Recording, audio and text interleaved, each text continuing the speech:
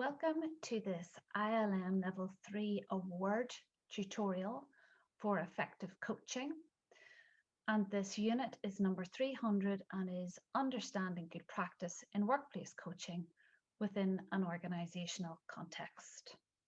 So the purpose of this session is to take you through each of the assessment criteria so that by the end of the session you have the bones of your assignment completed. In order to prepare for this tutorial, I would suggest that you have your assignment template in front of you and also the assignment marking sheet, which should be in your manual. Some of the workbooks that you've been using as part of the content of the programme, which are relevant to this assignment tutorial. I also think you should be considering your own examples that you can actually bring and put into the assignment. And it would also be useful to have the ILM assessment verbs sheet, which is in your manual, to be clear on what ILM are asking for in each of the assessment criteria. There are 4 sections to this assignment. The first one is about understanding effective coaching within an organisational context.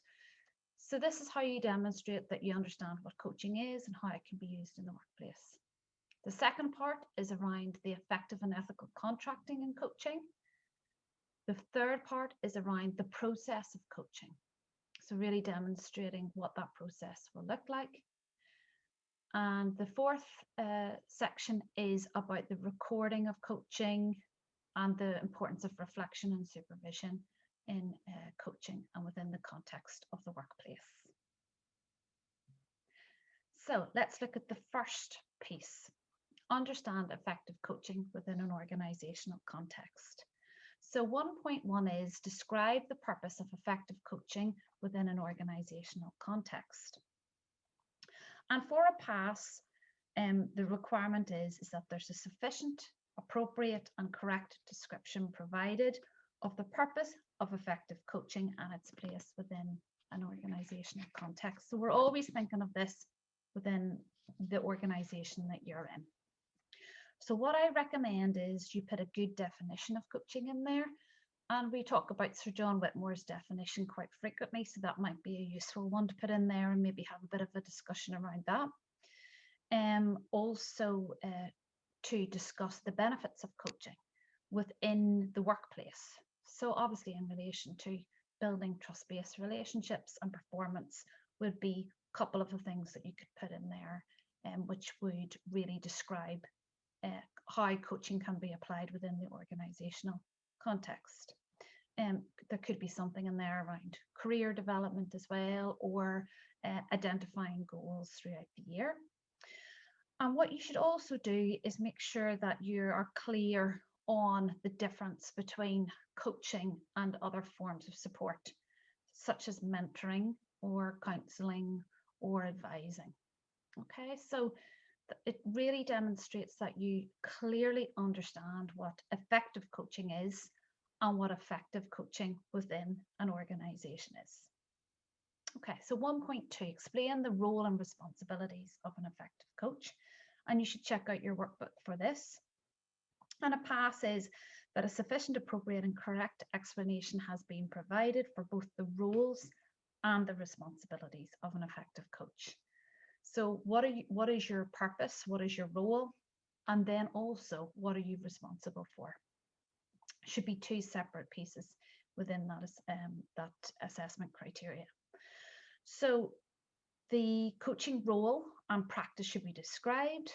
You could use examples of it's there to facilitate the learning and growth of the individual. It's there to support the individual to be an independent thinker and learner. It's there to support an individual to identify goals and help them move forward in terms of identifying solutions and actions.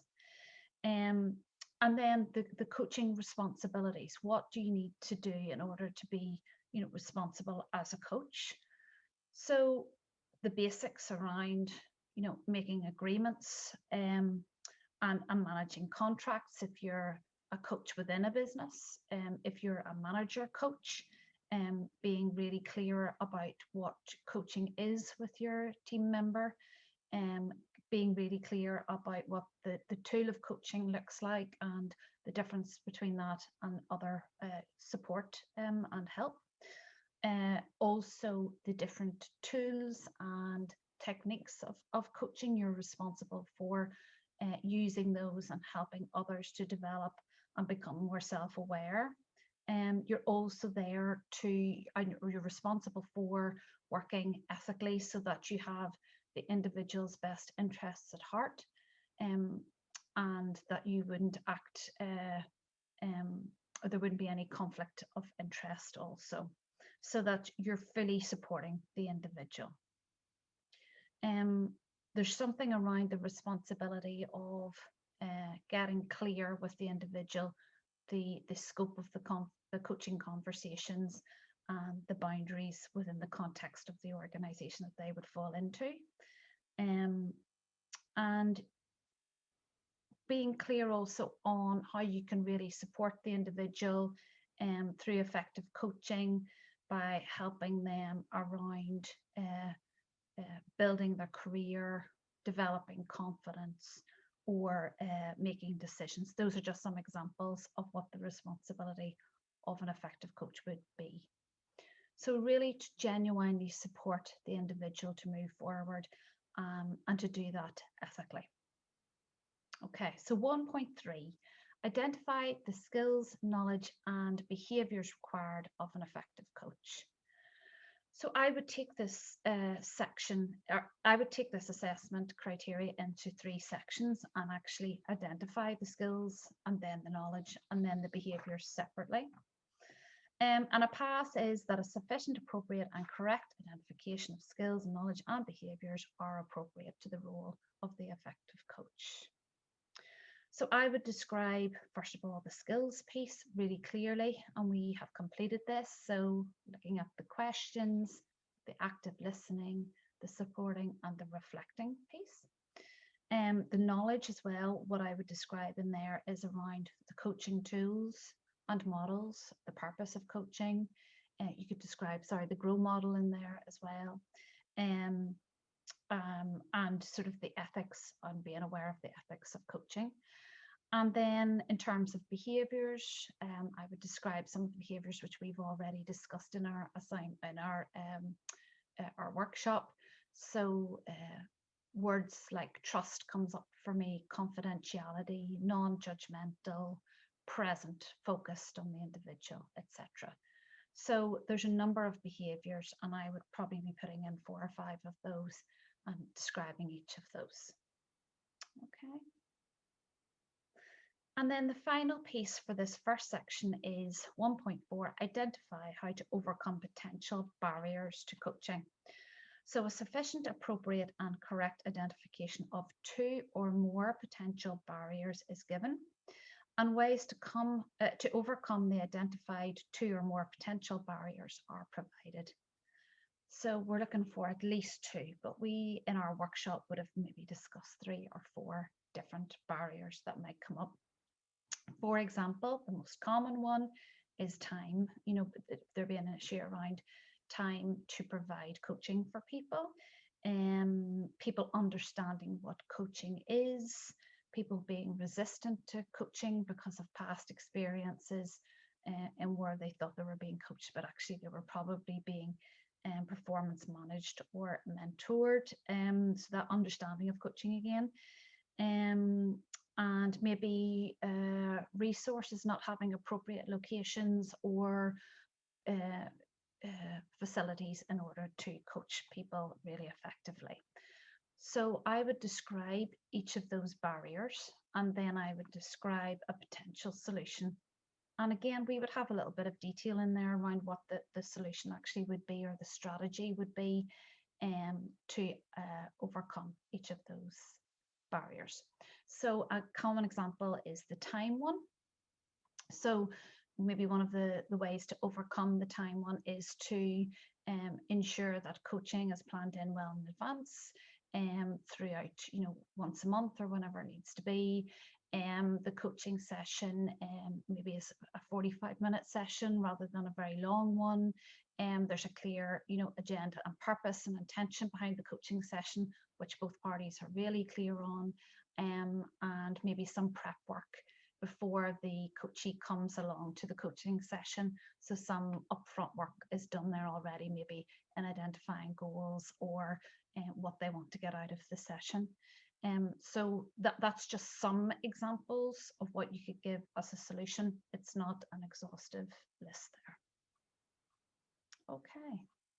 So that's the first part of the assignment. And this demonstrates that you really understand what effective coaching is within your organization. Okay, so the second part is about the ethical contracting and the ethics really in coaching. So the first part of this is identify methods to initiate a productive working relationship with an individual. And they're asking for at least 2 methods of initiating this productive working relationships. 2 methods which are identified but also described. So you could include sort of methods around building rapport. So it could just be as simple as just really effective open questions and good listening skills, not interrupting, and just really paying attention to what the individual is saying. Also, you could build that kind of trust and rapport through asking the individual to complete some diagnostic tools and just initially create that kind of level of awareness and warmth.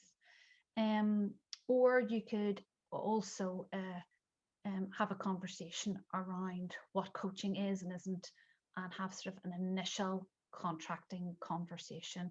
So what you want to do in order to support the individual, and then ask them some questions about what they want from you.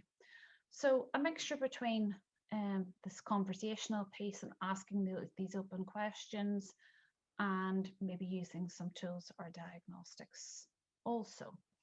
Some of the tools that we have used that might be useful for our coachees to use might be the Learning Styles Questionnaire, Honey and Mumford. The Emotional Intelligence Questionnaire would be another good one, or Myers Wheel of Life would be another great way of initiating that really good productive working relationship. Okay, so 2.2, explain the rationale for and process of contracting in coaching. So again, I would take this criteria and split it into 2. And first of all, explain the rationale for contracting in coaching. And this is all around the confidentiality piece, keeping it really professional, creating transparency, developing trust, doing some work around, the practicalities of time scales, frequency of meeting, and just ensuring that everyone is absolutely clear on what the purpose of coaching is. So some kind of record of that conversation would also be good. The process of contracting and coaching would be to share a formal contract, of which you will have a copy of that and an example of that, and you can include that in your assignment, maybe in an appendices, and talk about actually what would the process of that be. So you would have initially a short conversation with the individual to explain what coaching is and what it isn't, and what you're there to do, your purpose, also the actual contract itself, and go through that. So it's really clear what you'll be doing in terms of confidentiality and managing conflict and managing the entire coaching relationship. And then talking about the practicalities of how many sessions, how long, location, and also communication before each of those sessions or after, if that's appropriate, and then how to complete the contract or the coaching relationship at the end of the number of sessions that has been agreed. So this is obviously much simpler for somebody who isn't managing people that they're coaching. They're separately coaching people, and is much more straightforward and really should be written within that context. Okay, so 2.3 is describe what represents safe and ethical practice in coaching. So what the result sheet asks for is that a sufficient, appropriate and correct description of recognizable practice for safe and ethical coaching is provided. And we have discussed the ethics of coaching at length in our session as well. So what you might, think about is describing some ethical issues that might come up whenever you're coaching an individual. You might describe what an appropriate kind of and safe coaching environment looks like. So obviously bringing the contract piece into that, working together to create that contract and agree it would be really important. And signing that off would be really important too from a professional and ethical perspective. You'd also be thinking about or including some of the existing kind of processes within your organization that ensure that things are done ethically. Things like equality policies, good practice around data protection as well would come into that as extra organizational levels of ensuring that people are and their data is treated correctly. Or you could even look at wider pieces around the Equality Act to ensure that we are providing the most safe and ethical approach to our practices in coaching. You could also refer to the ICF's Code of Conduct or the Association of Coaching's Code of Conducts around what ethical coaching looks like. And that can include actually the coach receiving supervision and mentoring themselves and really focusing on their ongoing development to ensure that they're providing the best service possible for the individual. So there's a range of areas. So I would include, examples of ethical issues. I would bring in some of the internal policies or procedures that you're aware of, external legislation as well. There's quite a big piece in that as well. So I would definitely spend some time focusing on that safe and ethical piece and bringing in some of the code of conduct from the ICF or Association of Coaching, of which both is on their website and would be well worth having a look at. Okay, so the third assessment criteria is explain how to manage a coaching process within using a recognized coaching model. So I would obviously suggest that you use the GROW model that we've already used in the workshops. So a good pass is sufficient and appropriate and correct explanation of how to manage a coaching process using a recognized coaching model is provided. So I would discuss each of those parts of that GROW model in detail and maybe give an example of some of the questions that could be asked at each of the stages. And what I would do is also, focus on actually the coaching process. So what we're trying to do at the very start, even before we start to ask questions around the goal, is building that rapport and trust initially that we've already mentioned earlier in the assignment. Then moving into the contracting piece, then moving into using the model, and hopefully moving from goal to reality to options to way forward. Okay. So GROW was the model that I would suggest that you use because that's the one we've been using within the workshops to date. 3.2 is describe a range of coaching tools or techniques that can be used to identify preferences and agree goals or outcomes to facilitate the coaching process. So this is a big chunky question. So what I would say is, first of all, I think about the coaching tools or techniques that can be used. So we've used quite a few of these already: the Wheel of Life, the Learning Styles Questionnaire, the Emotional Intelligence Questionnaire would be three of the main ones that I would be thinking of. There's also other personality assessments that you can refer to as well. But those would be probably the three main ones.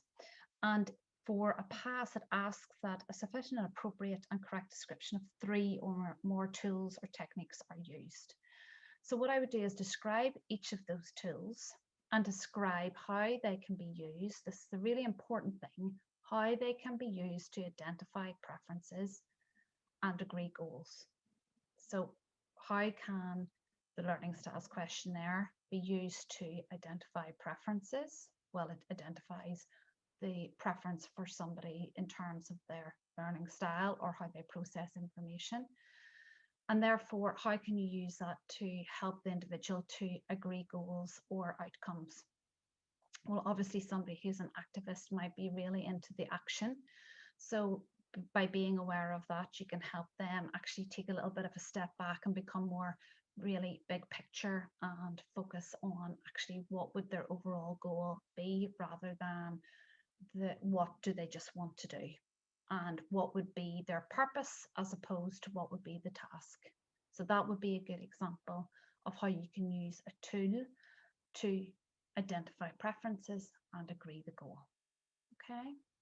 And then you can do the same with the Wheel of Life and the emotional intelligence questionnaire. The important thing in that 3.2 is how that is used to identify the preferences, how that is used to agree goals. Okay, so 3.3 is explain methods for monitoring and reviewing progress towards goals. So look, there's a few different ways you can do this, and you can use some of your internal systems that you have in your organization that are already used for maybe monitoring and reviewing progress towards maybe performance objectives. So it would be a good idea maybe to include that, but in the context of coaching or the outcomes of coaching sessions. So that would be a good way to include some kind of assessment that already exists. But then you could also refer to things like self-reflection sections within the coaching sessions. So you might start off each coaching session by doing a little self-reflective sort of 5 minutes with the individual. What's changing for you? What's better? What's challenging? What's difficult? And then that would sort of give an idea verbally of where they are and how they're potentially going to move forward with that. So that would be more of a verbal versus something that's on a system. You could also ask them to get some feedback from others, whether that would be written or verbal as well, as a way of identifying whether they've moved towards their goals. And you could maybe encourage them to keep a learning log or a journal, or a diary, which also maybe you could do as well. And part of this bigger qualification is about keeping a coaching diary. And that again, that helps people get clear on how they can monitor their progress and check that they're moving forward. So for a pass for that, it asks that there's a sufficient and appropriate and correct explanation of 2 or more methods for monitoring and reviewing, and they are specific to progress towards the goal. Okay, so in existing systems, the verbal conversation within the coaching sessions, maybe halfway through and obviously at the end, and keeping a journal, a diary, a learning log or something like that, again, is a good way of just keeping that momentum going and ensuring that there's progress moving forward. Okay, so the final piece of this assignment is understanding the role of recording, reflection and supervision in coaching for yourself or for your own practice. So this is really for us as the coach, what's important about the records piece. So 4.1, a pass for this is that there's a sufficient, appropriate and correct explanation of the purpose of coaching records. So that's where I would start. And it relates, the explanation relates to the use of recording for both the coach and the coachee. So the purpose of it and the purpose of it for the coach and for the coachee is really important in this answer. ILM, you just always have to make sure you've answered the question fully, because if you don't, then it's not counted as a pass. So I would, go into like, what is the purpose of the coaching record? And obviously it's to have information available, that there's been a coaching contract, that there've been some diagnostics maybe, or tools used, that there's a plan in place in terms of the practical sessions, that there's some opportunity for reflection, that you're getting feedback, you're asking for feedback from the coachee as well, and for other people maybe there's an evaluation as well that you complete with your coachee at the end of the sessions that you have with them, either immediately or even 3 months or 6 months later. So good for monitoring progress, monitoring any achievements, creating that sense of reflection, and review, and also help so that's great for the coachee, obviously. And then for the coach, it helps in terms of having a log of what's worked well for that individual. So therefore it helps you to focus on your strengths, but also you can identify from that where maybe it hasn't worked so well and where you need to develop a little bit further, sharpen up in your own development or strengths as well. In coaching records, it's always good to have a piece in there around feedback from the coachee.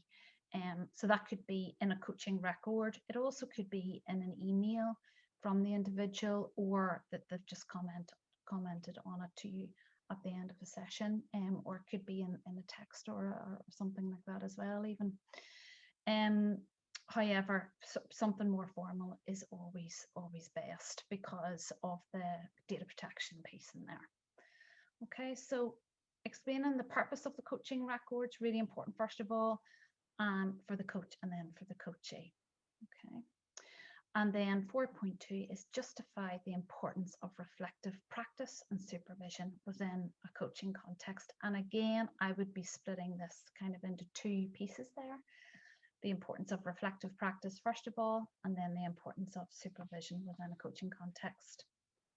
So what the pass is that this clearly demonstrates the importance of each within the coaching context. So starting off with the reflective practice there, I would maybe put in a definition of reflective practice. So you could look at Kolb's kind of learning cycle, and the different reflective stages of that learning cycle would be really good. That's KOLB. You could talk about like the importance of reflective practice and what it does for the coach in terms of their development, in terms of recognizing their blind spots and being able to continuously grow and learn. And you could focus on that piece around the moving from unconscious incompetence right up to conscious competence, and moving through that kind of learning cycle and that learning path continuously would be good to refer to there as well.